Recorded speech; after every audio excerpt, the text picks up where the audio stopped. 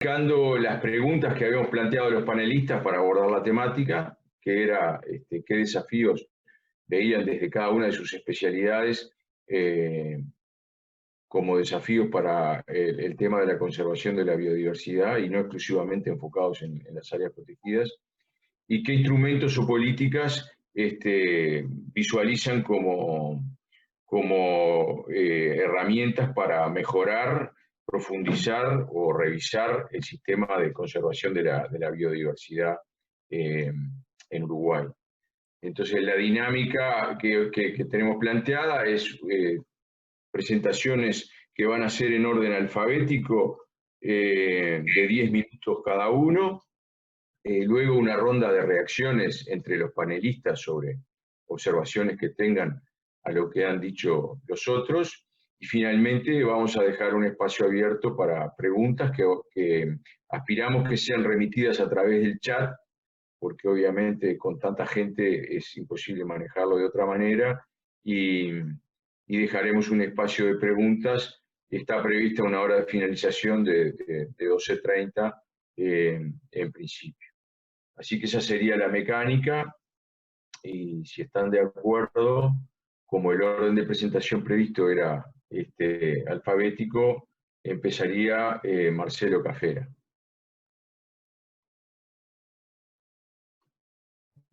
Muy bien, gracias Gerardo y Diana por la invitación.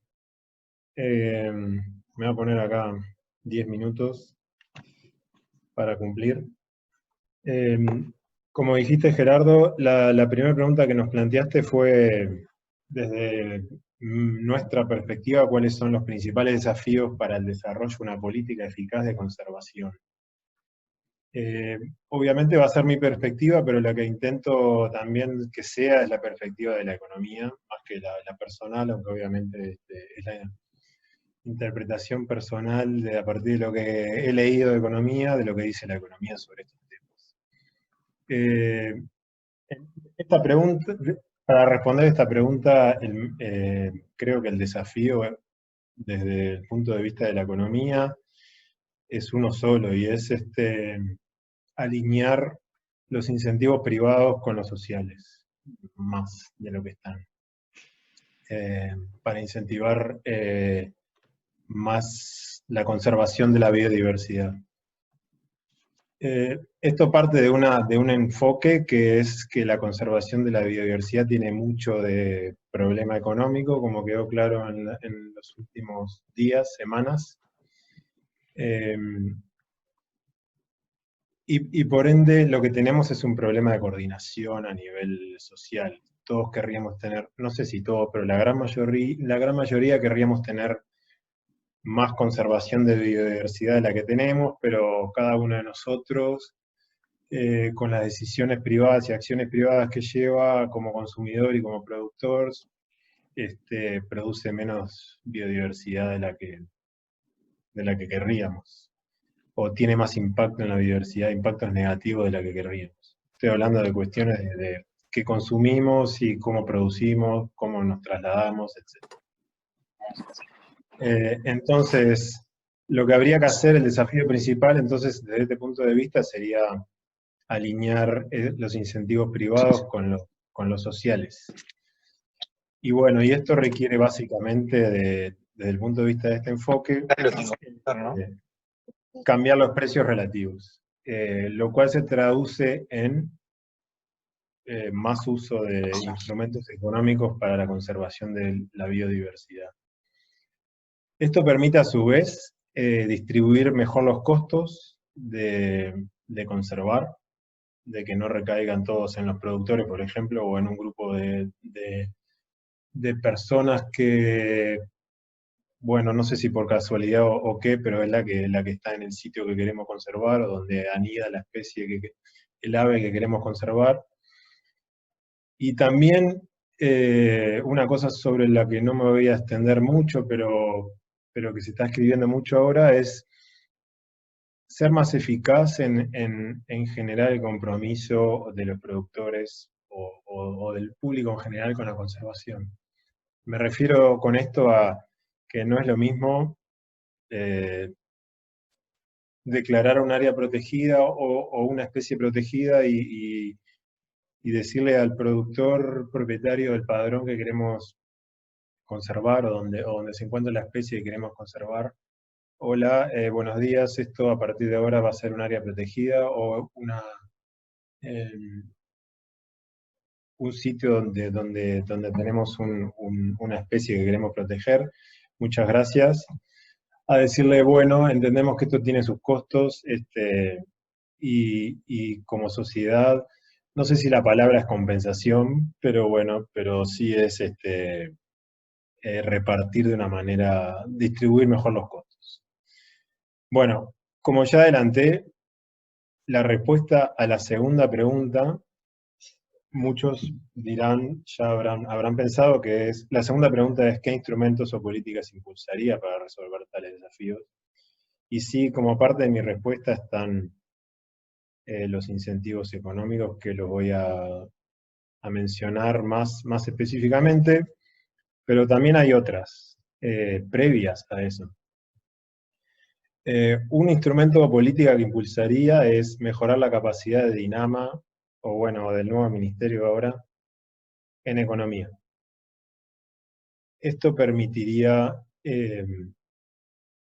dos cosas básicamente. Mejorar la fundamentación, que obviamente, bueno, no sé si obviamente, pero para todo el mundo, pero que tiene una parte económica importante: la fundamentación de la conservación de la biodiversidad y de áreas naturales protegidas. Esto puede requerir, seguramente requiera algo de valoración económica de esas especies que queremos proteger o de esos sitios que el mercado no produce, y que en la discusión de qué queremos conservar y hasta dónde, si lo que queremos conservar tiene costo, vamos a tener que hablar de beneficios de la conservación, y por más que hay cosas que es difícil valorar desde el punto de vista económico, no son imposibles de valorar, y por más que se cometan errores en la valoración, creo que es necesario hacerlo. También lo segundo que permitiría mejorar la capacidad del nuevo Ministerio en Economía es mejorar la capacidad de cerrar la brecha financiera para administrar áreas protegidas y para conservar biodiversidad. Estoy hablando de capacidad para mejorar la justificación de fondos en la negociación, digamos, con el Ministerio de Economía, y también mejorar la capacidad de creación, inclusive apoyo, porque si no se cree que esto es un problema económico, no va a haber mucho apoyo desde adentro del nuevo ministerio para cerrar la brecha financiera con estos nuevos instrumentos de financiamiento que se pueden dar o impulsar si existe esta capacidad. Hablo de cuestiones que todo el mundo conoce, como exoneraciones tributarias, a donaciones privadas. Estoy hablando de instrumentos financieros para cerrar la brecha del financiamiento. O impulsar la salida al mercado de Uruguay, o de productores o de nacionales, con bonos de carbono para pasturas. Mi punto acá es, quizás hay muchas razones para que estos instrumentos no sean suficientes, pero tenemos que probarlos todos. Quizás necesitamos 100 pesos, consigamos 20, pero 20 sirven. Entonces, primera medida, mejorar la capacidad de la Dinama en economía. Segunda, incorporar ya instrumentos económicos a la caja de herramientas de política de conservación. Y para no quedar un poco en el aire, mencionaría los más básicos, que son pagos por servicios ambientales. Este es un instrumento por el cual la sociedad le paga al productor o al propietario por no hacer lo que en un escenario sin este instrumento haría, como por ejemplo producir algo que va en contra del objetivo de conservación. Otro instrumento sería el de las exoneraciones tributarias, por ejemplo, de contribución inmobiliaria a los padrones donde se conserve. Lo ideal sería que estos instrumentos tengan un valor económico, sean por un monto que compense el esfuerzo, el costo de la conservación, pero aunque no sea, como planteaba al principio, cambia la negociación que necesariamente se tiene que dar cuando hay una declaración de un área protegida, de un paisaje protegido, o una decisión política de conservar una especie o un sitio. No, de vuelta, no es lo mismo decir, bueno, queremos conservar esto, necesitamos de su esfuerzo, a decir, hola, queremos conservar esto, necesitamos de su esfuerzo y como contribución, como reconocimientos y contribución, le vamos a exonerar de este tributo. Después hay otras que son más difíciles, no creo que haya tanta voluntad política para hacerlo, pero bueno, no deja de ser una posibilidad, que es eliminar subsidios perversos a actividades que perjudican la conservación. El ejemplo más famoso en Uruguay es que queremos conservar la calidad del agua y estamos subsidiando el fósforo. Otra manera, si no se quiere, obviamente habría que eliminar ese subsidio, por más que desde el punto de vista económico no sea político, no haya un completo acuerdo, pero otra manera de hacerlo es crear, hacerlo de una suma fija, o sea, trasladarle a los productores una suma que no dependa de la cantidad de fósforo que se esté usando. Me marcan el tiempo, voy 10 minutos, 10 segundos, así que no estoy tan mal y ya termino, Gerardo. Más allá, podría mencionar otros instrumentos que son más complicados o elaborados, pero quiero decir dos cosas. Primero, necesitamos empezar ya a implementar pilotos de estos instrumentos en sitios prioritarios o pilotos, como la cuenca del Santa Lucía, o la zona costera este, la quebrada del norte, donde estamos queriendo conservar. Entonces necesitamos implementar pilotos con evaluación de resultados en materia de conservación, obviamente, para definir el mejor diseño de estos instrumentos que se adapte a Uruguay. Y lo último, con esto termino, Gerardo, es el último instrumento, sería mejorar el diseño de la política de control. Desde el punto de vista económico, básicamente estoy hablando de multas que sean incentivos suficientes como para motivar el cumplimiento. Gracias.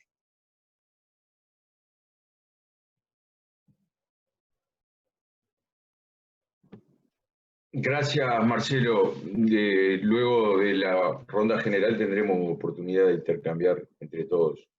Les recuerdo para los que ingresaron recién que las preguntas para el final las vamos registrando en el chat y daríamos la palabra entonces a Marcelo Cousillas.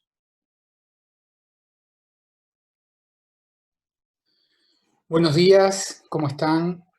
Gracias por la invitación a esta conferencia de Provides. Yo quiero hacer dos pedidos y una aclaración para comenzar. El primer pedido es que me avisen el tiempo, porque seguramente no me voy a saber controlar. Y segundo, que durante la presentación de Marcelo tuve algunos cortes de audio. No sé si es mi internet o alguno más. Me avisan también si no se escucha, por favor. Como dijo Diana en la presentación, además de mi actividad académica, trabajo en la Dinama, pero aclaro que lo que voy a decir hoy no tiene ninguna vinculación con la actividad oficial y mis palabras solo se me podrán atribuir a mí. Creo que es una buena diferenciación que de alguna manera Gerardo ya hizo para todos. Me parece muy interesante hablar hoy del tema biodiversidad. En primer lugar porque, bueno, hace poco fue el día, ayer fue el Día Mundial del Medio Ambiente, hoy lo estamos nuevamente celebrando, pero además el tema biodiversidad ha estado en el tapete en estos últimos tiempos y creo que más allá de la desgracia por la que haya sido, es muy bueno que así esté. Y es muy bueno que el enfoque de hoy trate de ser interdisciplinar. Para mí es fundamental. Yo voy a tratar de hacer mi aporte desde el derecho, pero creo que es fundamental que estas cosas puedan mirarse desde las distintas ópticas y que las distintas ópticas se escuchen. Porque si el planteo es solo jurídico y no tiene en cuenta lo económico, o si el planteo es económico y no tiene en cuenta lo jurídico o lo biológico, entonces seguramente va a ser un planteo incompleto. De hecho, me gustaría debatir ya algunas de las cosas que dijo Marcelo, mi tocayo, digo, el otro Marcelo. Bien, entrando al tema. ¿Cuáles son los desafíos desde el punto de vista jurídico? Miren, yo les voy a dar un desafío personal. Saber qué hacer. Yo he escuchado decir que deberíamos tener una ley de biodiversidad. Sinceramente, no necesitamos una ley de biodiversidad. Porque en buena medida,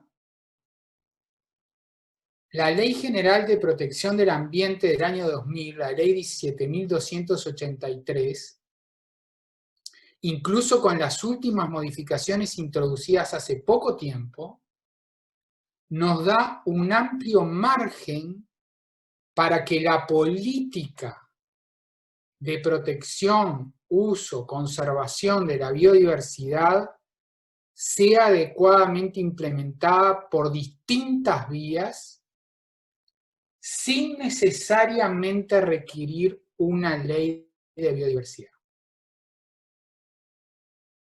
El problema es que tenemos que saber qué queremos hacer.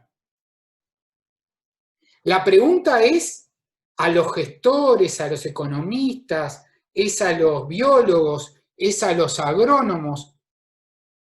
¿Qué necesitamos hacer? Los abogados les vamos a preguntar, ¿qué necesitan? ¿Cuáles son los objetivos? ¿A dónde queremos llegar? ¿Qué queremos instrumentar? Bueno, tal vez haya algunas cosas que requieran habilitación legal, porque si Marcelo quiere imponer un impuesto o imponer algún tipo de exoneración tributaria, a lo mejor pero no necesitamos una ley de biodiversidad. Necesitamos instrumentar ese mecanismo tributario para que pueda ser útil a los efectos de la biodiversidad. Hoy la ley nos da un amplio margen de actuación y no lo estamos usando. Entonces, ubiquemos verdaderamente el problema. Desde el punto de vista jurídico, el derecho lo podemos ver desde dos puntos de vista. Es un marco. El derecho es un marco de actuación.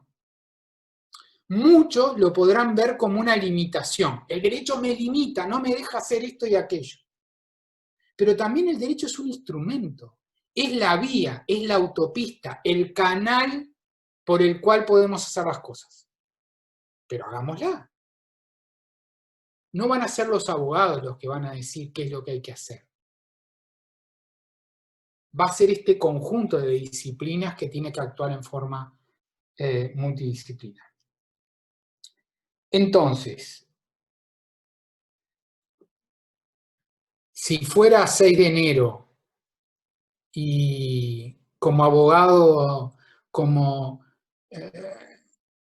interesado en el derecho ambiental pudiera hacer mi cartita y pedir, ¿qué diría? ¿Qué pediría este 6 de enero? Y bueno, pediría tal vez no una ley de biodiversidad, pero sí una ley de ecosistemas. El enfoque que fauna, flora, monte nativo, costas tiene en la protección legal uruguaya es un enfoque muy parcializado. El monte nativo se protege el árbol, no se protege el ecosistema del bosque ribereño o el ecosistema de la quebrada. La costa, las normas de costas que tenemos, buscan proteger la estructura y configuración de la costa, pero no apunta al ecosistema costero, que es mucho más rico que la configuración y estructura de la costa. No voy a hablar de los pastizales que no tienen protección en el país, o no voy a hablar del ecosistema de bañados, que hasta hace muy poco nuestro Código de Aguas apuntaba a su desecación. Y fue apenas hace 2 años que la ley de rendición de cuentas sustituyó íntegramente un capítulo del Código de Aguas para darle protección ecosistémica. Nadie se enteró. No he visto a la academia o a las ONGs, ya sé que me van a pegar, hablando de qué podemos hacer en los bañados gracias a este cambio legal. Cambio que se vino de los abogados, ¿no? Que veíamos con mucha preocupación desde hacía mucho tiempo ese capítulo del Código de Aguas. No sé cómo voy de tiempo, pero ¿qué otro desafío tenemos? Y tenemos un desafío de priorización política. Un desafío de que la biodiversidad quede priorizada políticamente para tener de alguna forma relevancia y recursos. Miren, yo creo que el Ministerio de Medio Ambiente, yo siempre dije Ministerio de Medio Ambiente, no es que ahora se haya creado el de Ambiente. El Ministerio de Vivienda, Ordenamiento Territorial y Medio Ambiente le ha dado relevancia a la biodiversidad. En realidad le ha dado mucha relevancia a las áreas protegidas y a veces se confunde el tema biodiversidad y áreas protegidas, y muchos de los ejemplos que utilizamos tienen que ver con las áreas protegidas. Lo que pasó con la LUC, y bueno, lo que pasó con la LUC encierra errores jurídicos muy importantes. En la primera versión, cuando vinculaba y subordinaba las áreas protegidas a la propiedad privada, encerraba una verdadera inconstitucionalidad. En la segunda versión, la que ayer estaba a consideración del Senado, bueno, encierra otro error jurídico. Subordinar una política de interés general de carácter nacional al interés local expresado a través de los gobiernos departamentales. Bueno, esas cosas seguramente pasan por cuestiones, yo no creo que sean cuestiones económicas, discrepo con Marcelo, con mi tocayo. Yo creo que fueron cuestiones políticas y de poder. Creo que es muy bajo el porcentaje de quienes se pudieron ver de alguna manera afectados y de alguna forma promover este tipo de modificaciones legales. Me gustaría discutir mucho si la sociedad debe pagarle al propietario o al productor, pero me gustaría discutirlo desde el punto de vista jurídico, sociológico, me gustaría discutirlo también desde el punto de vista económico. Creo que ahí están un poco los nudos por los que pasa. Yo había pedido si se podía, creo que se me va acabando el tiempo, si podíamos terminar viendo algunas fotos.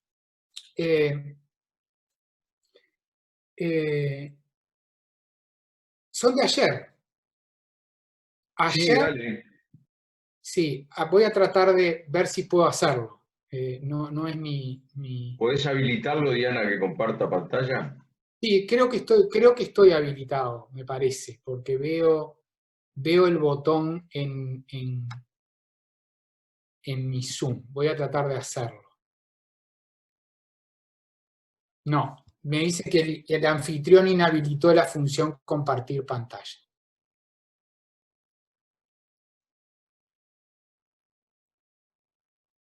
Bueno, no perdamos tiempo, no se preocupen, no eran importantes. Tal vez todos la vieron. Y si no la vieron, entren al País de Hoy y las van a ver. Ayer la Cámara de Senadores votó la creación del Ministerio de Ambiente el 5 de junio, Día Mundial del Medio Ambiente, y celebró el Día Mundial del Medio Ambiente. Si querés, podés probar ahora que te habilité. No sé si querés probar. Ahí va. Estas son las fotos de ayer, las están viendo, ¿no? Sí. La Cámara de Senadores celebró el 5 de junio, Día Mundial del Medio Ambiente. La verdad, me congratulo de que eso haya pasado. Algunas veces se celebró, otras veces no. Algún senador pedía en la media hora previa decir algo. Lamentablemente lo hizo como tantas otras veces, plantando algunos árboles. No está mal, está bien. Y además lo hizo poniendo en el pupitre del hemiciclo de cada senador un plantín, regalándoselo para que luego plantara. De nuevo digo, me parece muy bien que el Senado de cualquier manera y de alguna forma celebre el Día Mundial del Medio Ambiente. Ahora, tengamos en cuenta, si queremos trabajar en diversidad biológica, que este es el concepto de diversidad biológica que tiene el Senado. Porque al lado del plantín tienen el envase no retornable. Y al lado del envase no retornable, el vaso de plástico. Es decir, no sé cuál es la explicación. Podríamos hacer un relevamiento entre los senadores.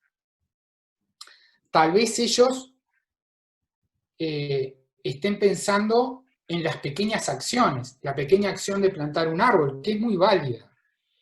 Y sé que puede ser controversial lo que estoy diciendo, pero ¿cuánto más contribuiría el Senado teniendo una política de eliminación de los envases y entonces utilizando jarras o vasos de vidrio? Bueno, ¿cuánto más contribuiría el Senado no votando algunos artículos o votando otros? Pero quería mostrar esto para tener en cuenta. Desde el Centro de Derecho Ambiental de la Facultad de Derecho preparamos ayer una nota a la señora presidenta de la Asamblea General proponiéndole que el Poder Legislativo instrumente un mecanismo de cambio en el uso de este tipo de servicios que brinda a los legisladores. No sé si es tan importante. Hablamos de ley de ecosistemas, ley general del ambiente, pero bueno, no quería dejar pasar este momento de mostrarles esto que también es lo que está en la prensa y no necesariamente algunas de las cosas que estamos discutiendo. Gracias. Bueno, gracias Marcelo. Creo que por el orden alfabético me toca a mí, voy a hacer algunas apreciaciones. Le pido a Diana, capaz que en algún momento voy a presentar solamente una gráfica para agilitar la presentación. Yo voy a hablar en esta perspectiva multidisciplinaria, comparto mucho de lo que ha dicho Marcelo. Compartido discusiones jurídicas con él durante muchos años en torno a estos temas.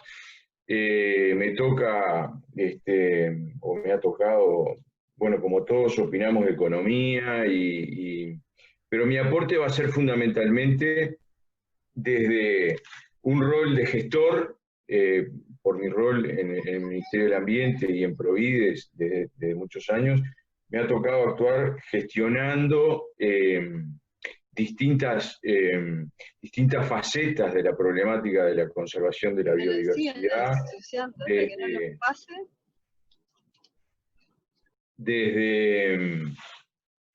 desde la gestión y control de áreas protegidas en el terreno, la década del 90, el SNAP, la conservación de la biodiversidad, convenios internacionales, etc. O sea que en este rol me visualizo como una visión desde la gestión. Y por otro lado, bueno, con una pata por mi actividad privada muy vinculada al sector agropecuario, como muchos de ustedes saben, lo que me da también una perspectiva desde ese punto de vista.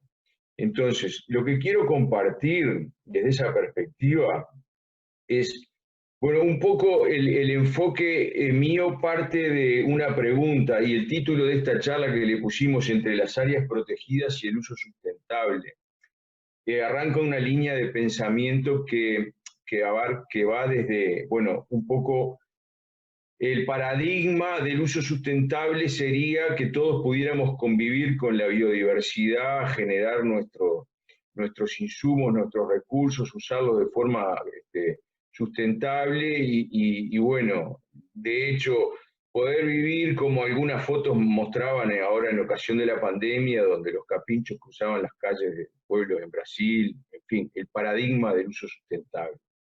Pero en realidad partimos, por eso decimos, entre las áreas protegidas y ese paradigma, ¿por qué? La pregunta sería para mí, ¿por qué si apuntamos a ese paradigma, por qué necesitamos áreas protegidas? ¿Necesitamos protegerlas de qué? Bueno, no sé si me explico el razonamiento, digamos. Si el paradigma es el uso sustentable, deberíamos trabajar en convencer a la gente, en educar, y llegar al paradigma sin tener que proteger. Pero en realidad hay un problema, que mientras llegamos a ese paradigma o convencemos a todos de que ese es el paradigma, tenemos que tomar medidas porque si no vamos a perder la biodiversidad que tenemos. Y en ese sentido, ahí sí te pido si puedo compartir, para mí hay un tema desde la gestión que es crítico, y es el de la dinámica de las amenazas. En 2007, en un congreso de áreas protegidas que se hizo, creo, en Trinidad, yo presenté un trabajo que se llamaba Dinámica de las amenazas y conservación de la biodiversidad. Y en aquel momento mostrábamos la dinámica de conversión de ecosistemas en el Uruguay en 2007, y hacíamos, determinada por, bueno, cultivos forrajeros, agricultura, forestación, y hacíamos algunas proyecciones y donde mostrábamos dos pendientes. Esta sería proyectando las tasas de conversión de ecosistemas naturales por usos productivos en 2007, desde el 86 hasta el 2007, la pendiente, si la proyectamos hacia el futuro, nos daba esta. Y la tasa de incorporación de áreas protegidas desde el 87 hasta el 2007, si la proyectábamos, nos daba esta curva. Con lo cual, la tasa de conversión era 20 veces, o sea, por cada hectárea que se incorporaba como área protegida, 20 hectáreas se incorporaban a la agricultura. Por lo tanto, las pendientes eran incompatibles con lograr alcanzar objetivos como los que se mencionan actualmente de conservación de 10 o 15% de los ecosistemas naturales.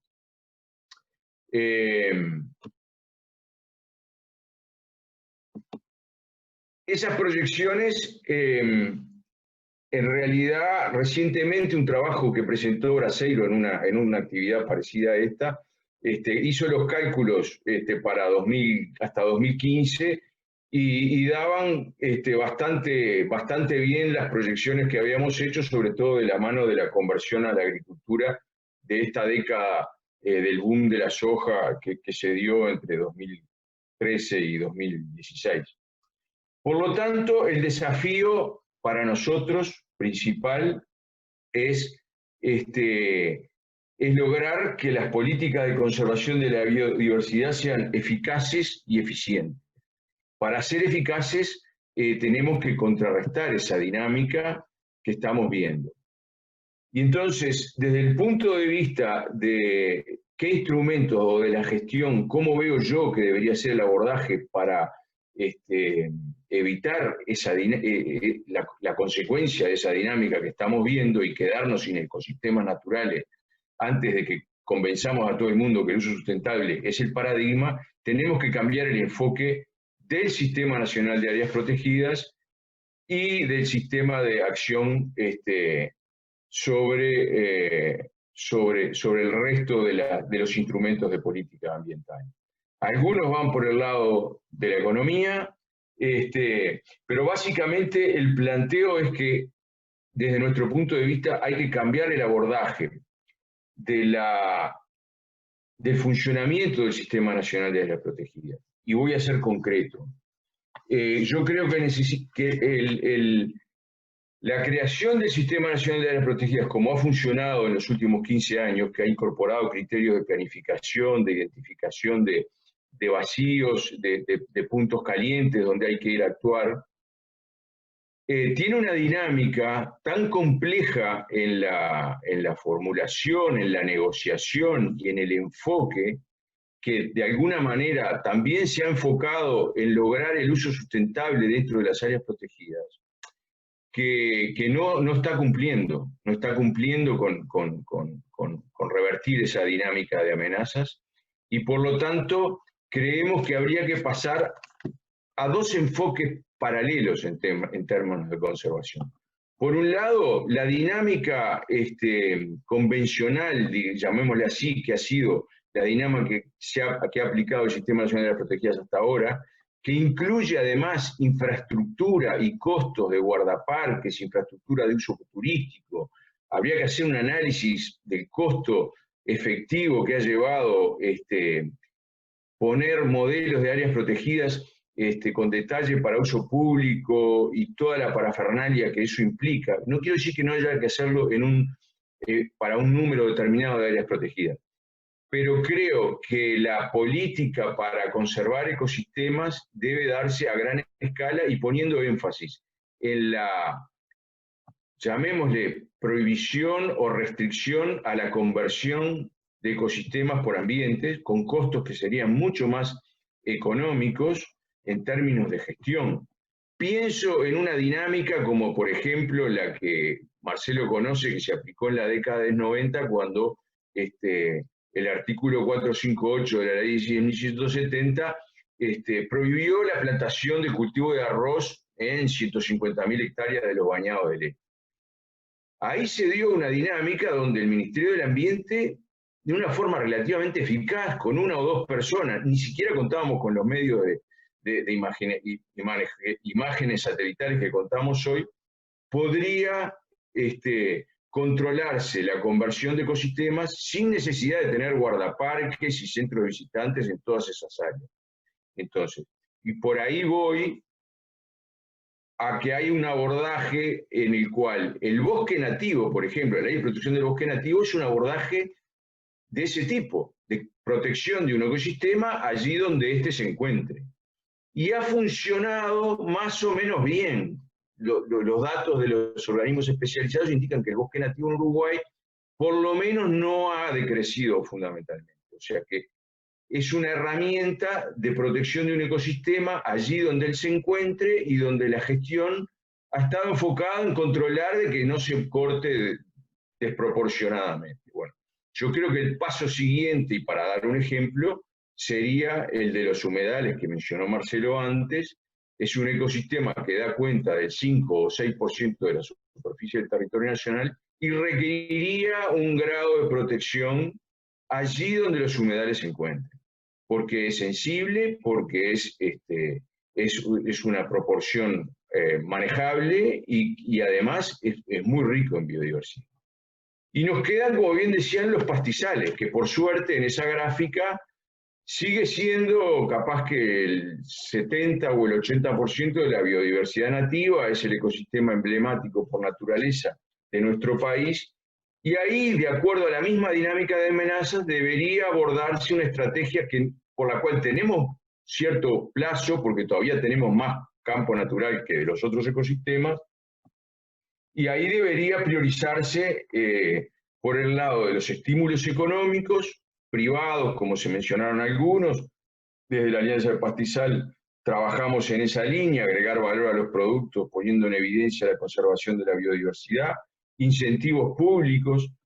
La Alianza del Pastizal desarrolló también instrumentos que sirvieran como base para incentivos públicos, que habrá que ver con Marcelo Cafera y otros economistas cómo se implementan, para evitar o minimizar o dar incentivos a aquellos que conserven campo natural y de buena manera, porque no es tampoco simplemente conservarlo así. Y en algún punto yo imagino que deberíamos terminar en una estrategia de abordaje del tipo áreas de reserva legal en Brasil. Habrá que pensar en algún momento de conservar campo natural allí donde esté. Y aquí voy a hacer, no sé cómo vengo de tiempo, pero voy a hacer, si alguien me lo controló, pero voy a hacer una reflexión que tiene que ver con el tema de la selección de áreas protegidas, que creo que desde el punto de vista tiene una cierta inequidad cuando se elige dónde ubicar un área, y creo que la política de definir protección de ecosistemas allí donde estén soslaya esa inequidad que tiene el momento de decir, bueno, voy a poner un área protegida para conservar monte serrano en tal lado. Más allá de que todo esto pueda estar fundamentado por elementos científicos, hay una inequidad básica que tiene que ver con la concepción del área protegida en un punto espacial determinado.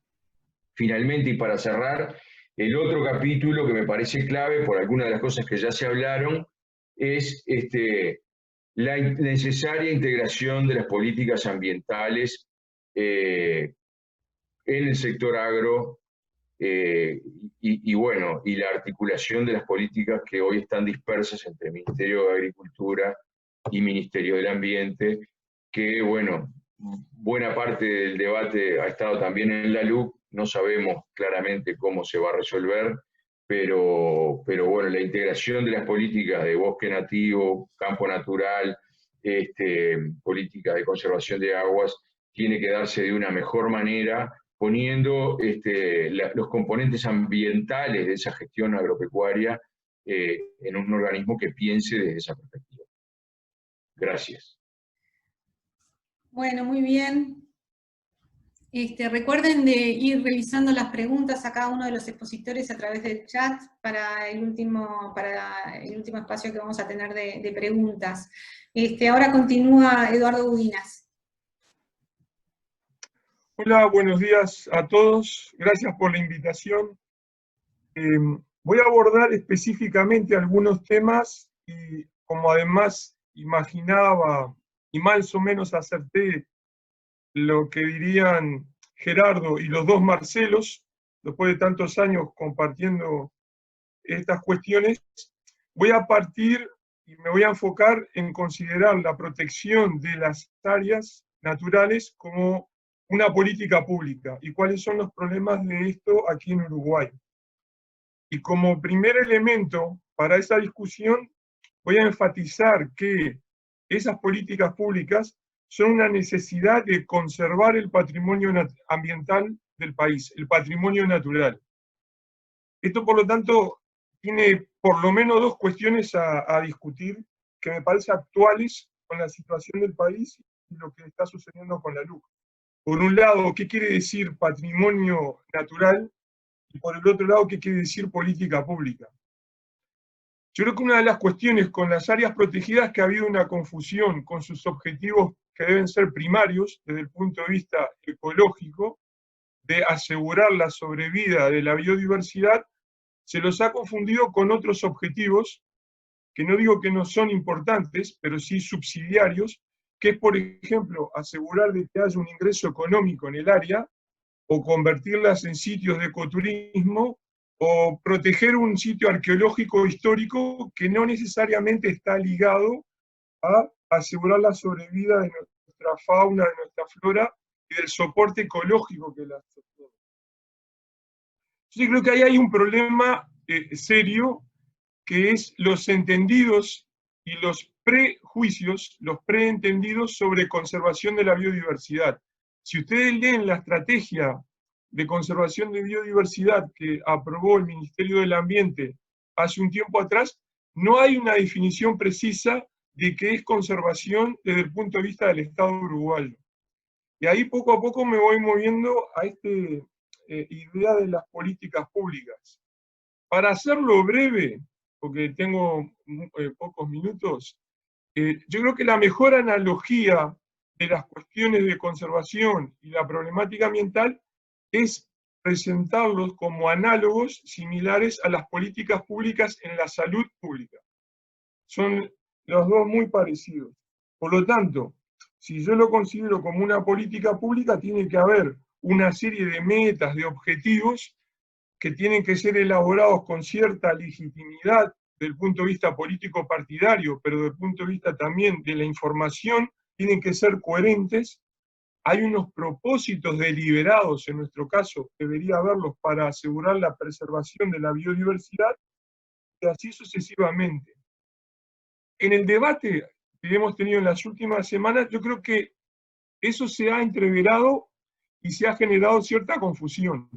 Ha habido algunas de las expresiones ciudadanas, me parece que han acertado en el clavo, por ejemplo, algunas de las manifestaciones de la sociedad, la Asociación de Guardaparques, cuando decía, bueno, nuestro objetivo es preservar fauna y flora del país.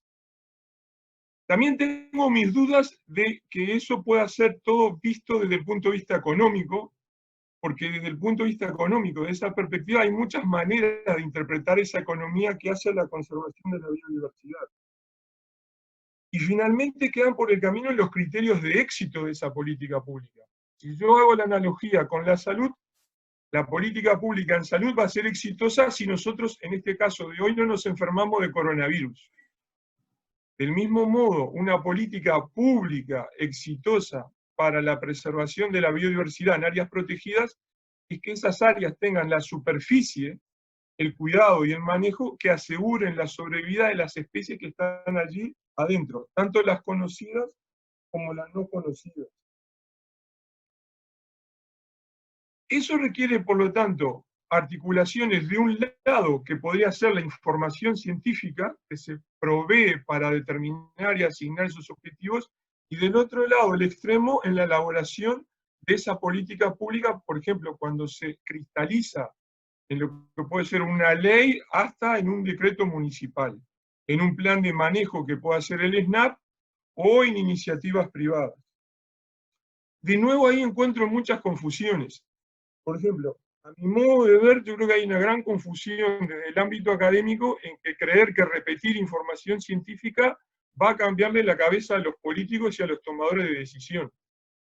Esta gráfica que pasó antes Gerardo Evia, de la gráfica de pérdida de área de campo natural y la lentísima pendiente hacia arriba que tiene la asignación de nuevas áreas, tiene más de 10 años atrás. Entonces, cuando yo veía la nueva aproximación académica que se hacía semanas atrás con una nueva gráfica, realmente estamos de alguna manera repitiendo reclamos y evidencia que ya sabíamos de antes.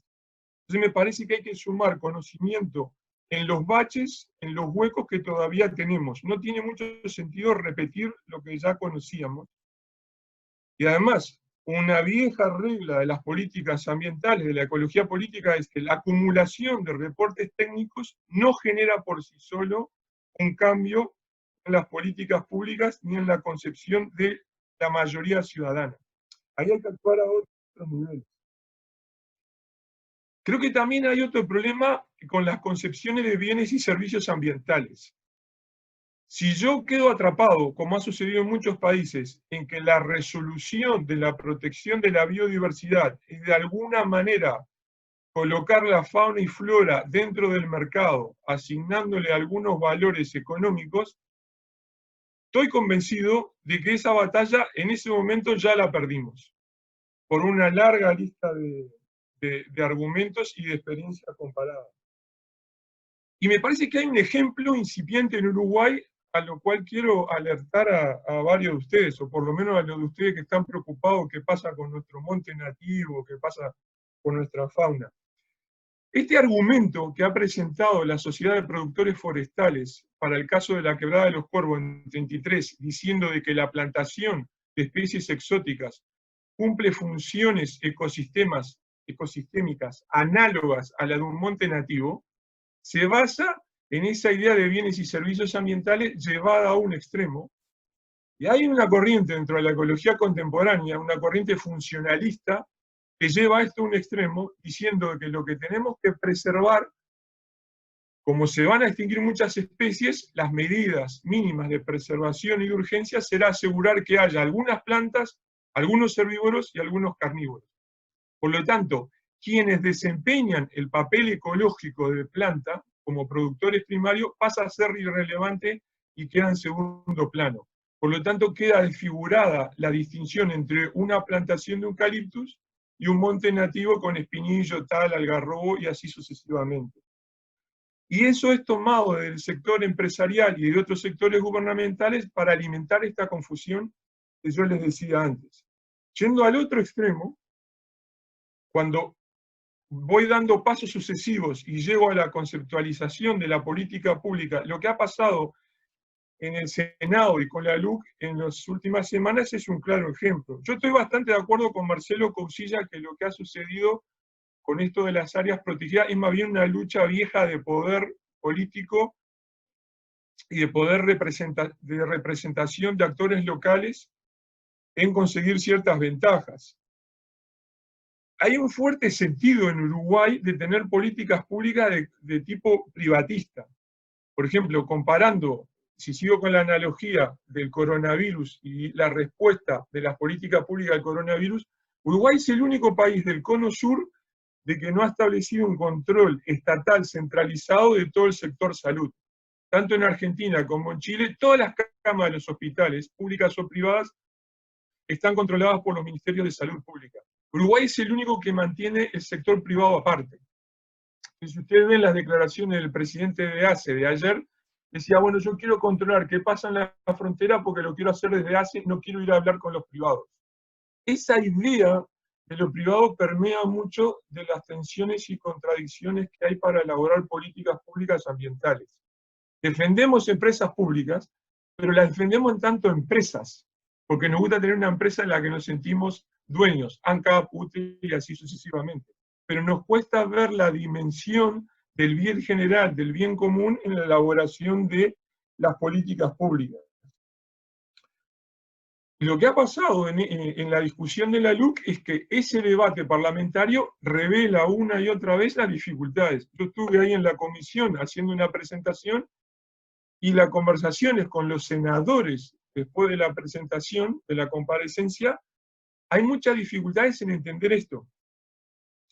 Por lo tanto, adentrarse en un debilitamiento de los aspectos ecológicos y un fortalecimiento de intereses locales o intereses económicos nos lleva a algo así como una disputa por los excedentes, de diferentes actores peleándose a ver quién quiere perder menos plata o menos poder local por el avance pretendido o imaginado de las medidas de protección ambiental. Entonces, a mi modo de ver, para atacar esto se requiere resolver algunas urgencias que necesitamos desde el extremo de la información académica hasta comprender y actuar en que estamos ante la urgencia de construir políticas públicas apuntadas al bien general, que es una tarea tal vez novedosa y que no es sencilla de abordar muchas veces para los que están más interesados en la conservación de la naturaleza. 10 minutos.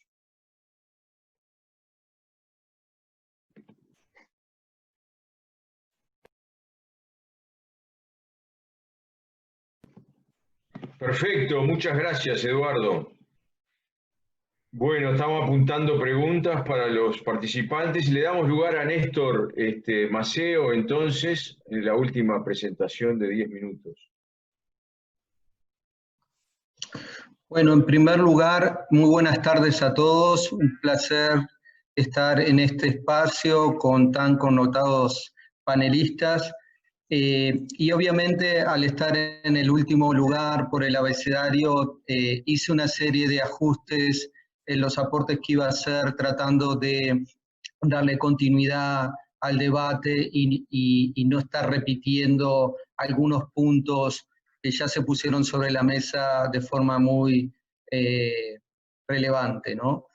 En primer lugar, digamos, el aporte que voy a hacer lo hago desde lo que podemos denominar la perspectiva de bienes comunes, ¿no? Básicamente mi reflexión viene desde lo que podemos denominar el legado del pensamiento de Ostrom, me refiero a Elinor y su esposo, y en ese sentido, una primera reflexión es que en este análisis de la biodiversidad, creo que hay un elemento central que hay que poner sobre la mesa en el caso del Uruguay y teniendo en cuenta su particularidad socioeconómica y dependencia de un sector muy primario de la economía que se sustenta sobre algunos capitales naturales como el suelo, el agua, etcétera, es que debemos considerar la biodiversidad como un bien común más allá de las áreas protegidas.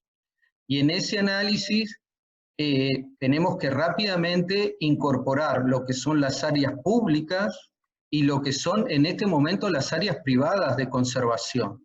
Si uno hace un análisis del tamaño de estas áreas, en este momento las áreas privadas son de igual magnitud más grandes que las áreas públicas. Un mensaje que me parece que es central, que es mirar la biodiversidad en su sentido más amplio del término. Me estoy refiriendo no solo a riqueza de especies, sino diversidad funcional, y como muy bien apuntó Marcelo Cousillas, estamos hablando de las especies y los ambientes en los que se encuentran, ¿ah?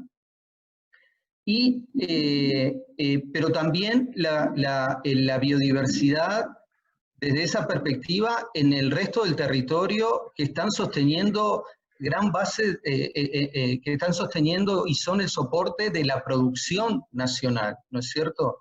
No, yo creo que fragmentar el análisis de la biodiversidad como lo estamos haciendo no es conveniente. Y en ese sentido, yo creo que hay que, en este análisis y esta perspectiva de los bienes comunes, hay que trascender a lo que es el dominio público y el dominio privado.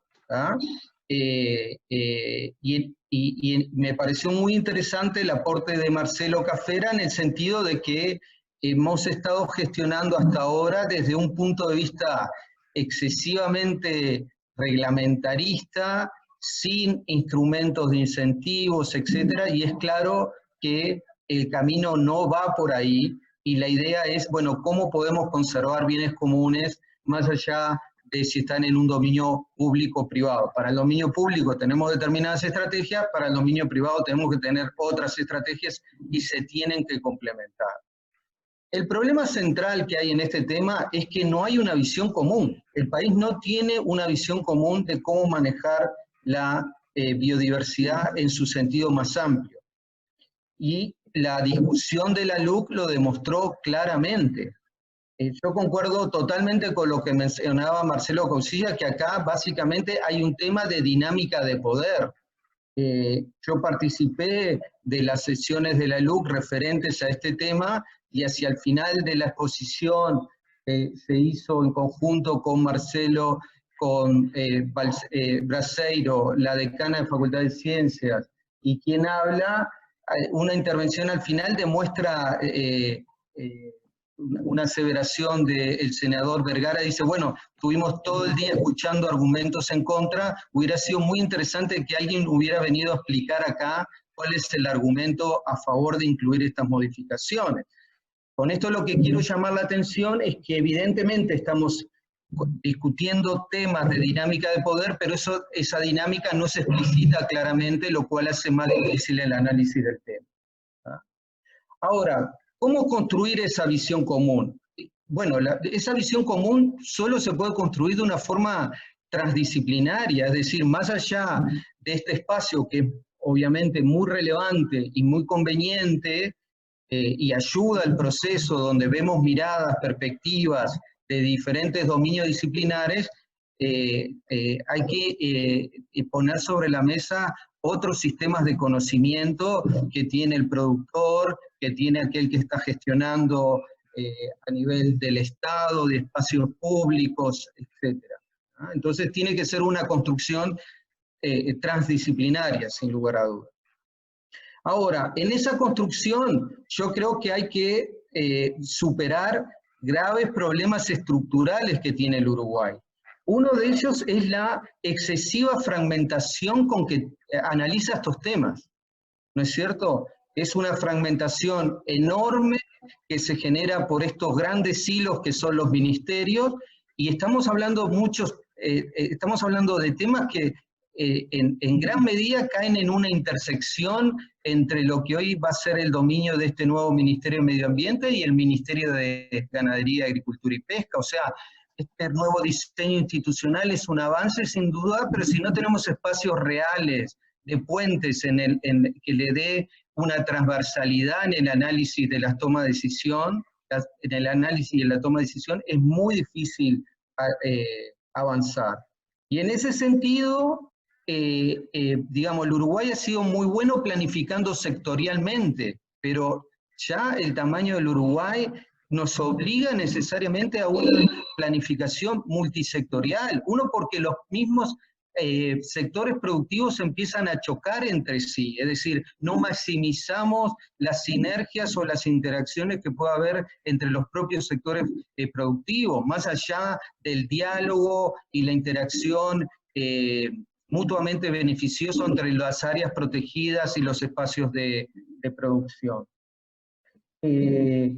En ese sentido, tomo las palabras de Eduardo Gudinas en su intervención, de que obviamente, me refiero a su análisis sobre la repetición de información desde el ámbito académico, pero eso está revelando un problema estructural de que en gran medida estos temas que estamos discutiendo hoy día son ampliamente no comprendidos por la sociedad. Y no me estoy refiriendo exclusivamente al ámbito político, me estoy refiriendo a la sociedad en general. Hay una parte de la sociedad que no entiende, no comprende cuál es el rol de la conservación de la biodiversidad y tiene una imagen muy rudimentaria de que es un área donde no entra nadie y ahí están las especies que queremos conservar y lo demás nos lo llevamos puesto porque no hay problema, tenemos unas pequeñas áreas donde conservamos la cosa. Esa es la visión que predomina en una parte de la sociedad.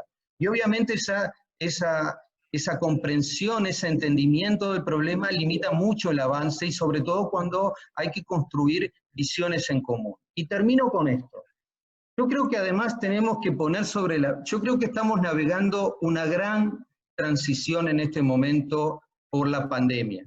Si ustedes analizan todos los ensayos que se hacen sobre la materia, hay dos grandes grupos o dos grandes tendencias. Uno que sostiene que vamos simplemente a navegar una aceleración de las tendencias que estamos viendo actualmente.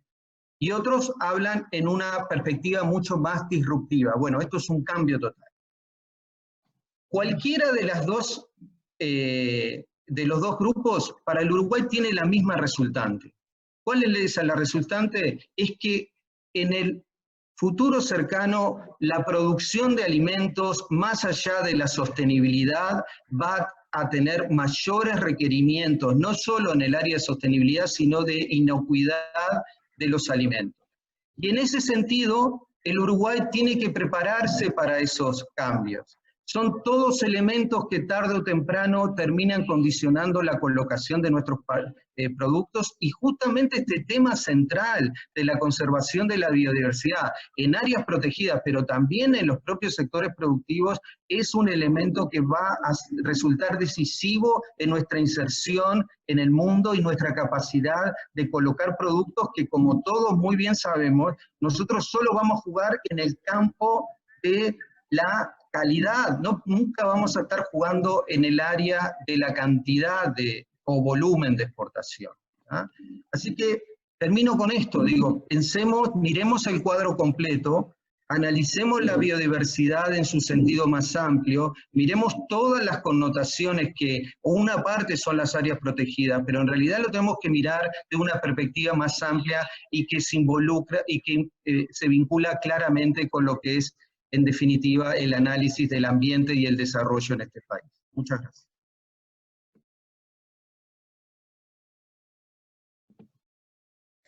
Muchas gracias, Néstor. Bueno, estamos a 10 minutos de la hora de finalización. Digo, si hay interés, nos podemos correr, pero no quiero comprometer más a los panelistas. Como habíamos dicho, íbamos a plantearles una instancia de reacciones entre los panelistas. Algunos mencionaron que tenían interés en plantear dudas o cuestionamientos a cosas que habían dicho otros, o dudas de los panelistas en torno a las presentaciones de los otros. Dejo abierto ahí un espacio para plantear alguna inquietud de este tipo.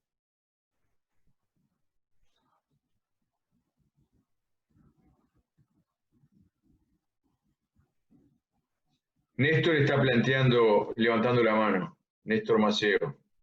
Sí, bien, un pequeño aporte que va dirigido fundamentalmente a Marcelo Cafera, porque yo creo que realmente en el análisis del tema hay un capítulo que es muy importante, es, bueno, tenemos que tener un portafolio de estrategias mucho más diverso, ya que estamos en este tema de la diversidad, del que contamos en la actualidad. Y yo creo que además hay que salir de ciertos mitos, es decir, cuando decimos, bueno, pero tenemos que ir al campo de la economía, la valoración de los bienes y servicios que provee los sistemas naturales no pasan exclusivamente por una valoración económica, hay muchos sistemas de valoración culturales, de otro tipo. Entonces, creo que ahí hay un frente que, si nosotros realmente queremos movernos en un análisis que pasa la biodiversidad como bien común, independientemente que lo tengamos en el dominio público o en el dominio privado, tenemos que incrementar y mejorar sustancialmente nuestra capacidad de construcción y aplicación de medidas. Creo que fue aludido Marcelo Cafera. Sí, voy. Bueno, sí, gracias, Néstor. Coincido plenamente. Los economistas valoramos, empiezo por el final, valoramos económicamente biodiversidad, pero eso no significa que sea todo el valor, o mejor dicho, que todos los valores se puedan poner en plata. Hay valores culturales que vale, a nadie se le ocurre valorar un sitio santo, un cementerio, algo así, a ningún economista. Entonces hay cuestiones culturales que se deben sumar sin valoración económica a la valoración económica. Pero mi punto es justamente que la valoración económica suma al esfuerzo de la protección, de la conservación, de la biodiversidad. Me cuesta creer, me cuesta entender el argumento ese que dijo Eduardo, de que si valoro económicamente los servicios ambientales, ya perdí la batalla. Sobre todo viendo la gráfica de Gerardo, que Eduardo dijo que era vieja, y la batalla la venimos perdiendo, entonces no entiendo cómo puede, bueno, siempre se puede estar peor, pero digo, la verdad que no sé qué tan peor se puede estar. Hemos venido insistiendo en una política que todos aplaudimos, pero tampoco es los resultados tampoco han sido una cosa descomunal, ¿no? O sea, entonces, me parece que la valoración suma, en particular por todo lo que mencioné en mi presentación original. Por otro lado, también es cierto que hoy por hoy estamos discutiendo esto por los dos artículos de la LUC, y también es cierto que quizás no fue tan económico, sino político, la razón por la cual aparecieron ahí, pero ya sabías que te ibas a chocar con esa frontera. Quizás no viste a este individuo acá o a otro que te hubiera chocado en otro lado. Y pensabas que te faltaban más años para chocarte, pero ya sabías. Entonces, hoy lo puedes plantear como algo político, pero no porque justo tocaste a X y no a Y, pero me parece que la razón por la cual te ibas a chocar es justamente por no incluir, bueno, lo dije y obviamente concuerdo con Maceo, no incluir otros instrumentos. Tenemos que apelar a todos los instrumentos posibles para lograr más conservación. Y lo relaciono con una pregunta que decía que estuvo muy buena al principio, que está ahí en el chat, que es que hay diferentes propietarios. Está el pequeño productor, el gran productor, aquellos que viven en Montevideo y van al campo a hacer los fines de semana. Y bueno, sí, lo ideal sería apuntar a cada uno de ellos con herramientas distintas. Quizás los más pequeños haya que darle más información y subsidios, y a los que están más orientados al beneficio económico y tienen las herramientas para hacer los cálculos y están, son como los productores del libro de texto de economía, a esos son los que van a reaccionar más a los incentivos. Así que esa es una buena pregunta. Y lo último que quiero decir, ya que abrí el micrófono, es que también hay otra pregunta sobre falta de control en las áreas protegidas. No tengo información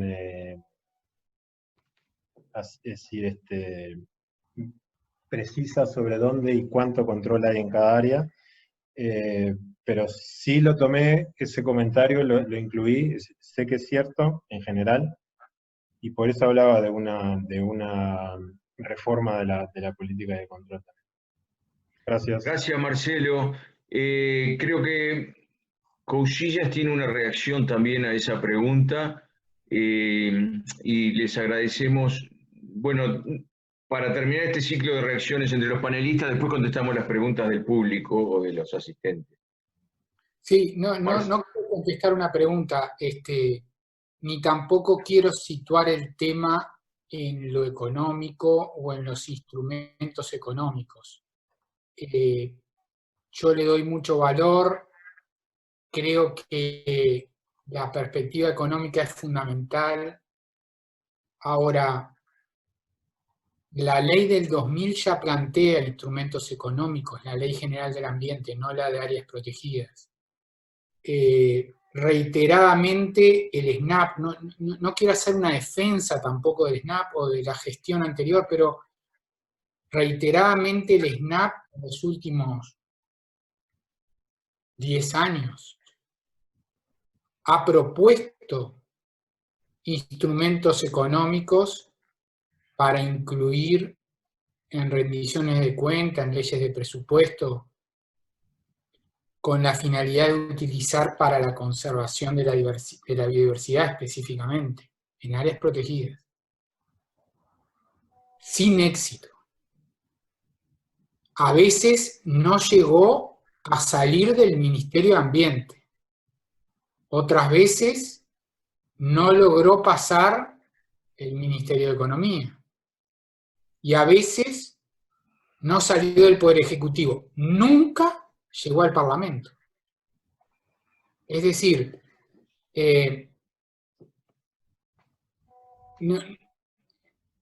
estoy con Cafera en que en la pertinencia de esto. Ahora, no es que no se sabe, no se hizo o no se quiso.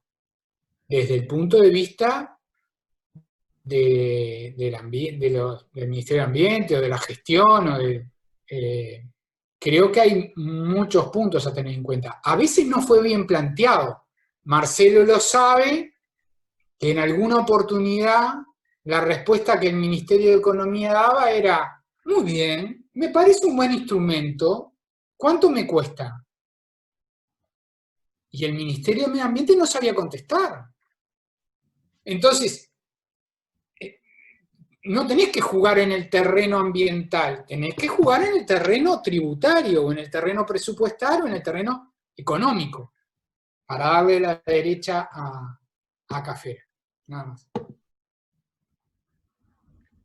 ¿Alguna otra reacción sobre este tema? Gudinas.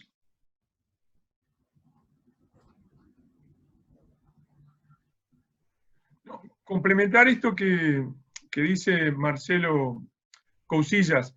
Yo no reniego ni rechazo los instrumentos ambientales y creo que hay una gran oportunidad para demostrar la relevancia económica de otros manejos ambientales con todas las experiencias que hay de los canales de exportación de carne pastoril o carne que no está obtenida de ganado estabulado y así sucesivamente. Uruguay tiene una de las tasas más altas del mundo de ese tipo de ganadería. Entonces es un buen argumento para hablar con otros interlocutores.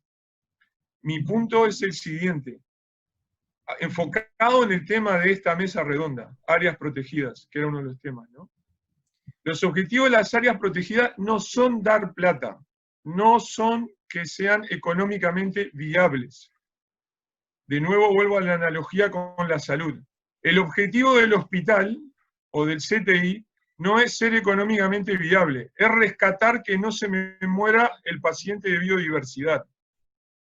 Entonces, si yo voy legitimando año con año la discusión económica para reemplazar el debate ambiental y en el debate basado en este sentido de los valores, en ese sentido ya pierdo la discusión, porque probablemente siempre sea deficitario y siempre sea un mal negocio. Es muy difícil, instrumentos como dice Marcelo Cafera, de exoneración tributaria de la contribución inmobiliaria ya existen para el monte nativo. Pero es una exoneración irrelevante desde el punto de vista de los buenos años, lo que se puede obtener por hectárea de venta de soja.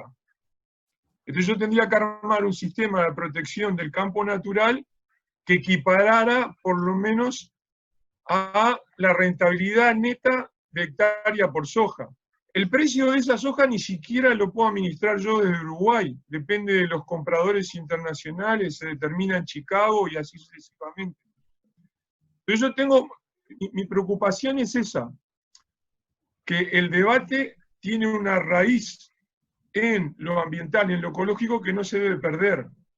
Y esa raíz en el debate ecológico, también tiene que estar contextualizada de acuerdo a las regiones. Entonces, esto que decía Néstor Maceo, de Ostrom, comparto el espíritu de Néstor, pero quiero hacer otra advertencia desde el punto de vista de la rigurosidad, porque mi preocupación es no trasplantar lo de Ostrom, de bienes comunes, a lo que sucede en Uruguay y en otros países de América Latina. Ese esquema conceptual de Ostrom, de los bienes comunes, está muy asociado a la idea anglosajona de los bienes comunes en el contexto anglosajón, de los commons, que no tiene mucho que ver con el contexto cultural e histórico de nuestros países. Entonces, tal vez una analogía más distinta, más correcta, perdón, sea enfocarse en los bienes comunitarios. Eso implica, sí, ese debate ciudadano y esos acuerdos ciudadanos de cómo construir entre todos una política de conservación de nuestra naturaleza. Requiere hacer también, entonces, elaboraciones de políticas públicas, de ciencia, de aplicaciones prácticas nuestras propias. Listo. Voy a hacer una sola intervención yo para reaccionar también. Y voy a poner un ejemplo que he manejado en las discusiones políticas que hemos tenido en torno a esto de la LUC, que tiene que ver con esto de la valoración económica de los bienes comunes, de la factibilidad jurídica y económica de medidas de política. La Ley de Conservación de Suelos y Aguas y lo que surge y se desprende de ella, la aplicación obligatoria de los planes de uso y conservación de suelos y aguas, refiere a un bien, y la medida de establecer un límite en la tasa de pérdida de suelo admisible, que teóricamente estará bien calculada por la ecuación, etcétera, etcétera, o no, pero hay una aplicación de una medida de una tasa de pérdida admisible que la sociedad ha impuesto. Y eso nunca ha sido, y eso genera pérdida económica en muchos casos para el productor. El hecho de tener que plantar un trigo, un cultivo de invierno en muchos años, los productores dicen, no, yo plantar un cultivo para proteger la erosión en invierno a mí me da pérdida.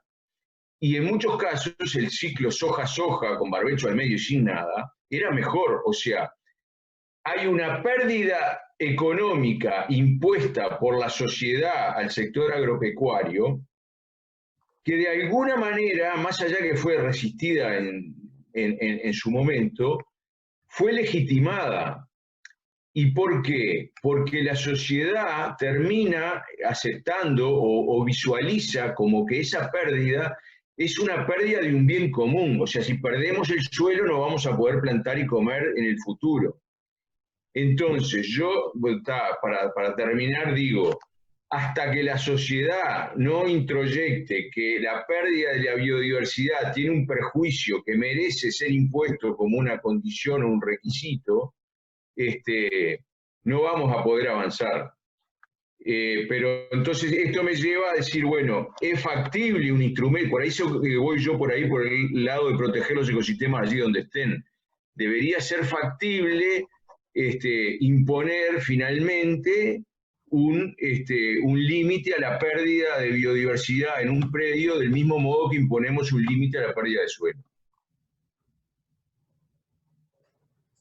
Néstor. Sí, a ver, dos comentarios muy cortitos para, digamos, fogonear el debate. El ejemplo que tú estás poniendo, Gerardo, yo creo que es muy relevante porque nos muestra justamente un avance en un control de un proceso que termina con el principal capital natural que tiene el Uruguay, que es el suelo, ¿no es cierto? Pero yo creo que es interesante, si uno analiza este proceso histórico que desemboca en los planes de uso y manejo de suelo, pensar cuál fue el punto de partida. El punto de partida fue en la década de los 60 con el levantamiento de suelos y el desarrollo del CONIAT. ¿Y cuál fue el objetivo central de eso? El objetivo central de eso, liderado por Wilson Ferreira, fue generar un sistema de tributación donde el campo tributara en función de la fertilidad del suelo. Fue una estrategia económica, y esa estrategia económica redundó en una cantidad de cosas, entre otras la ley de suelos a principios de los años 80, que es un proceso extraordinariamente raro de cómo una ley emerge en ese momento y que fue el soporte jurídico para, entre otras cosas, contrarrestar esa práctica de soja tras soja cuando los productores argentinos vienen al litoral oeste, al litoral oeste del país. Tengamos en cuenta, miremos un poquito el contexto de Latinoamérica. Es el estado de Paraná, en Brasil, pasó por la soja antes que nosotros y perdió todos sus suelos. Entonces, nosotros también tenemos ejemplos que siempre estamos tratando de mirar hacia afuera y tenemos buenos ejemplos que son impresionantes. Y no menciono en la década de los 70 lo que fue cuando se modificó el sistema de arado, evitando hacerlo a favor de la pendiente, y que el contralor era el Banco de la República. Si no lo hacías así, no te daban los préstamos. De la noche a la mañana se transformó los sistemas productivos en el Uruguay.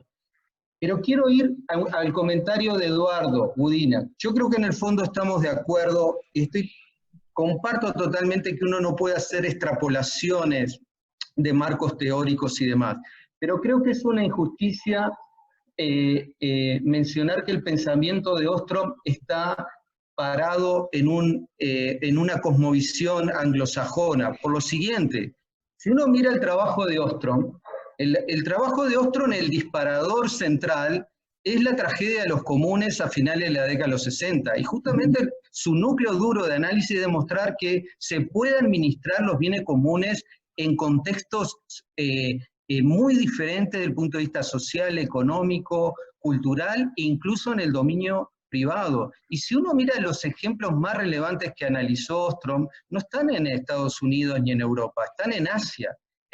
Todos los sistemas de riego que analizó, la administración común de bosques, etcétera, etcétera. Y esto, digamos, mismo si vamos hacia América Latina y vemos todos los ejemplos de manejo de tierras cultivables en común o zonas de pastoreo en común, que incluso el Uruguay lo tuvo en el siglo XIX y que lo perdió casi todo, yo creo que ahí podemos encontrar buenos ejemplos de cómo avanzar en la materia y cómo articular intereses públicos con intereses privados. Bueno, creo que todos han reaccionado. No sé si alguno de los panelistas tiene alguna otra contrarreacción, si no, pasaríamos a pasar alguna de las preguntas del público. Sí, me gustaría hacer mención a que el chat estuvo muy activo durante todas las presentaciones, agradeciendo y, bueno, ponderando el nivel de los expositores. Es más, creo que hay alguna propuesta para que se junten y elaboren alguna carta o algo para el gobierno por el tema de la nueva ley. Pero la gran cantidad de preguntas que han hecho, creo que se han ido respondiendo en cierta forma con las reacciones. Algo que han manifestado en el chat es la importancia de la educación ambiental en estos temas y la sensibilización y la información para que esté al alcance de toda la gente, no solamente la gente que está en la academia o investigadores. Esa es una de las cosas que han puesto acá en el chat. No sé, Gerardo Evia, si tenés alguna pregunta de las del chat que quieras destacar. No, había una que estaba referido a este tema de los incentivos económicos, que creo que de alguna forma fue ya abordada. ¿Sí? Para ser polémico. Dale. Vi lo de la educación ambiental en el chat. Y reiteradamente, y hablando de que los niños conocen más que los adultos, y una serie de cosas, y alguien que dijo incluso del rol que tienen a veces las agencias o el turismo en bajar estos temas a tierra y en darlos a conocimiento, y estoy totalmente de acuerdo. Alguien dijo hace poco, no me acuerdo quién fue, no sé si fue Blasina o alguien que escribió en la prensa, que dijo que no se conserva lo que no se conoce. Y hay algo de cierto en todo eso. Ahora, cada cosa y cada instrumento en su lugar. No le vamos a cargar a los niños algún día proteger lo que hay que proteger. Si las conductas no se cambian por convencimiento, entonces tiene que venir la norma y obligar. Y al que no cumple la norma, sancionar. Controlar y sancionar. Miren, sé que es polémico esto que voy a decir, pero me interesa ponerlo de todas maneras. Tenemos un ejemplo reciente que combina regulación, instrumentos económicos, educación y sanción, que es el de las bolsas. El de las bolsas, camiseta, podemos discutir si es un tema importante, no importante, menor, mayor, cuánto contribuye, menos, si está bien, si está mal, no importa. El hecho es que las bolsas se redujeron en un porcentaje, que no me acuerdo ahora cuánto es, pero que es asombroso en un periodo muy reducido. Y no es... El 35%. Bien, Marcelo tiene el estudio hecho. No sé si lo publicaste, Marcelo, como para decirlo. Pero, está en internet, lo estoy mandando a publicar ahora. Bien. Entonces, A lo que me refiero es, no creo que la gente tenga un problema mayor en pagar la bolsa, pero combina el instrumento económico, combina la crítica social, porque el que paga y se lleva la bolsa además lo mira el de al lado que se lleva la bolsa. Hay todo un conjunto que se dio, un combo magnífico, porque además las grandes superficies se beneficiaron con esto de las bolsas. Y entonces, miren, yo anoté por acá, incentivo no es pagar ni indemnizar.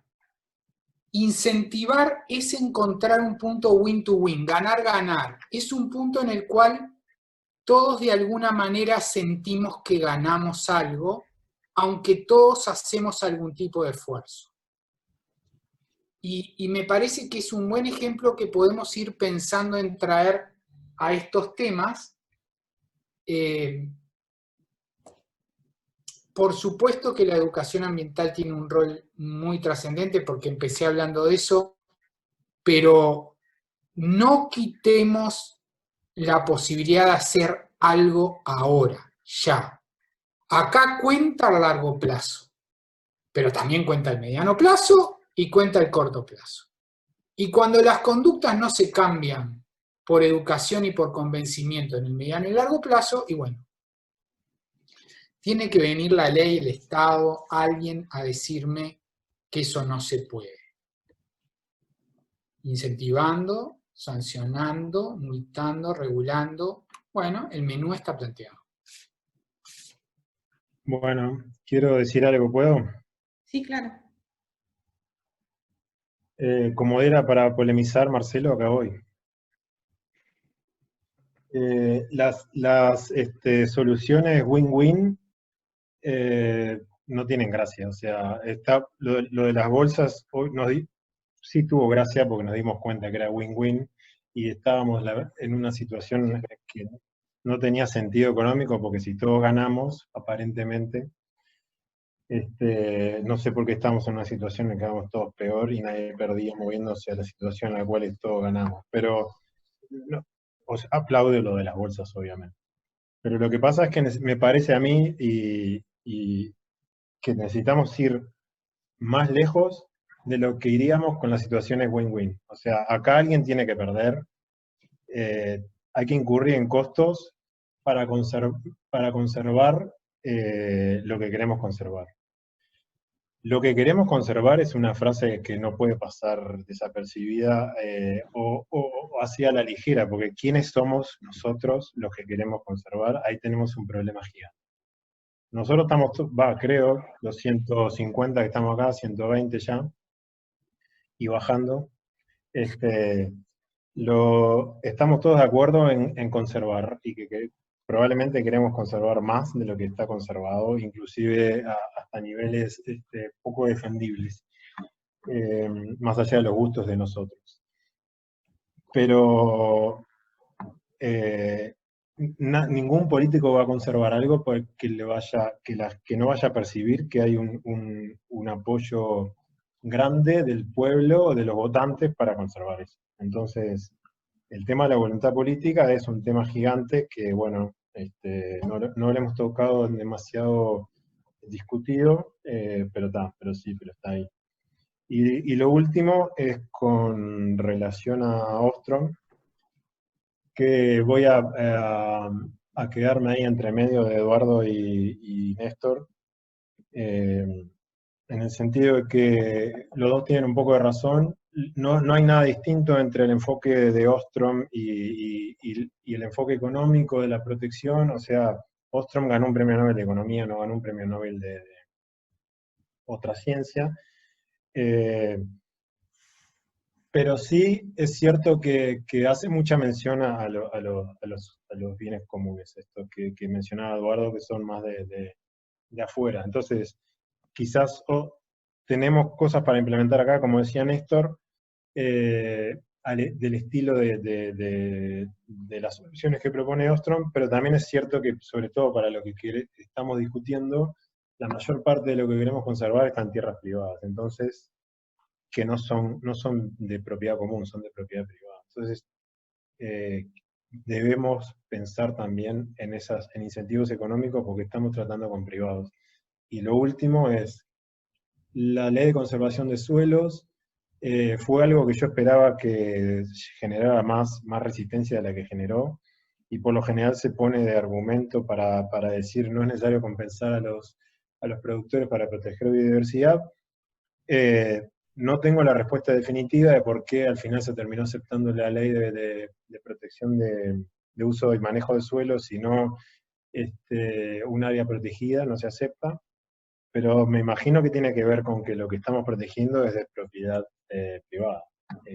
Sí tiene una parte de bien común, sí tiene una parte de externalidades, que el mal uso de ese recurso suelo genera externalidades, pero al final del día me están diciendo a mí que tengo que pintar mi casa y ponerle antioxidante, antihumedad 2 veces por año, y yo lo estaba haciendo cada 5, y eso protege mi casa.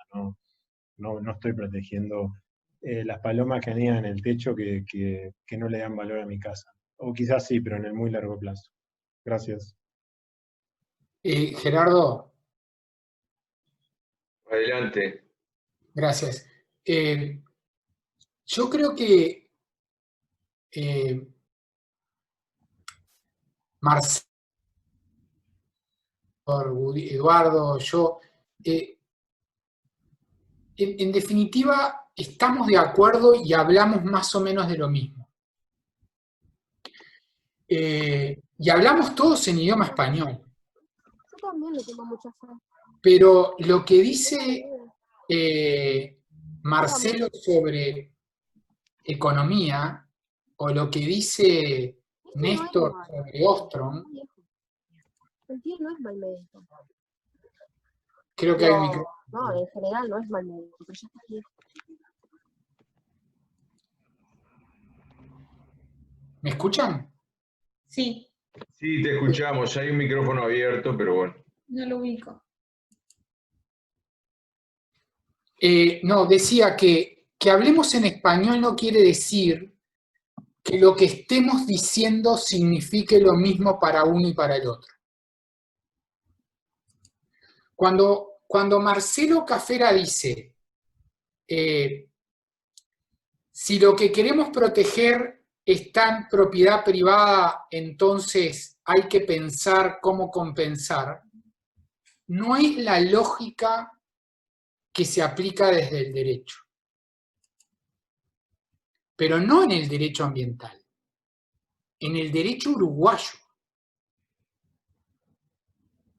Y no podemos perderlo de vista. Nosotros que estamos de este lado, si nosotros lo perdemos de vista, ¿qué podemos esperar de cierto productor forestal? Entonces, el derecho uruguayo admite que los derechos, que la propiedad sea limitada para el interés general. Lo que no admite el derecho uruguayo es que me quiten la propiedad. Pero estamos llenos de limitaciones a nuestros derechos. A todos, también a la propiedad. Y no por eso se nos compensa. Es más, lo voy a decir para que... No por eso se debe compensar.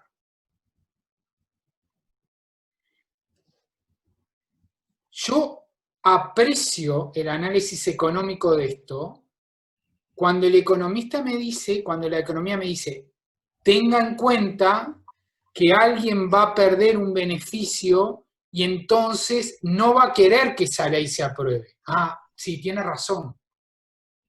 Lo tengo que tener en cuenta. Pero una vez que tomo la decisión, a lo que voy es, una cosa es considerar la variable económica y otra es que la variable económica me determine. Que porque alguien pierde un beneficio, tengo que indemnizarlo. La respuesta es no. No siempre. Hay limitaciones que son admisibles y que necesariamente implican pérdida de beneficios. Claro, tengo que recorrer el camino constitucional, el camino legal, que los políticos me lo aprueben, que técnicamente sea viable, que después no tenga un juicio y lo pierda. Pero suponiendo que todas esas cosas pueden darse, la variable jurídica pasa por ahí. No es cierto que los productores de la Quebrada de los Cuervos un día se enteraron que les iban a limitar la forestación. La Quebrada de los Cuervos es área protegida desde hace... No es cierto que la Intendencia estuviera en contra de la ampliación. La Intendencia estuvo a favor de la ampliación durante mucho tiempo. Un día cambió de idea. Ahora, a veces ese tipo de indemnizaciones, ese tipo de pérdidas, se compensa con advertencia previa, con participación, se compensa con otros elementos que no son necesariamente económicos. De ahí me parece el interés de la interdisciplina y de tener en cuenta que no porque necesariamente hablemos en español, todos entendemos lo mismo de lo que estamos diciendo o a lo que nos estamos refiriendo. Néstor Maceo estaba pidiendo la palabra. Sí, muy interesante el debate. A ver, quiero hacer unos aportes en la línea en que se venía conversando. Obviamente, digamos, ¿qué es lo que explica en el caso de una transformación tan grande como la aplicación, el desarrollo y la aplicación de los planes de uso y manejo de suelo? Yo creo que es un caso muy interesante de análisis. Y es una construcción de muy largo aliento, ¿no? Pero incluso si uno se refiere a la trayectoria más próxima, los últimos 4, 5, 6 años, ahí hubo todo un trabajo de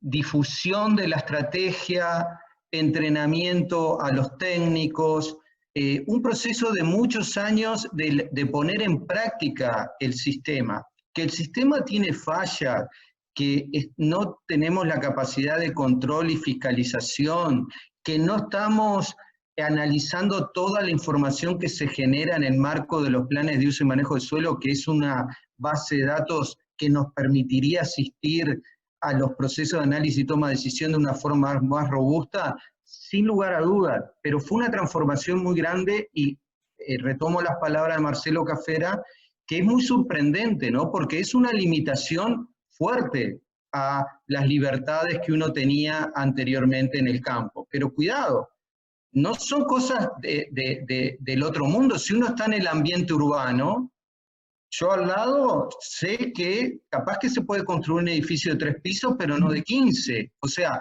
también en los diferentes escenarios o ambientes cambiamos radicalmente de lo que consideramos tolerable o no, ¿no? En un ámbito de repente ciertas restricciones nos parecen más normales y otros, tal vez por ser ajenos, nos parecen un despropósito. Pero yo creo, Marcelo Cafera, que una clave del éxito es que en definitiva es una estrategia que le permite conservar el principal capital que tiene un productor. Y eso es lo que de alguna manera te engancha. Y termino con esto, que tiene que ver también con transformaciones.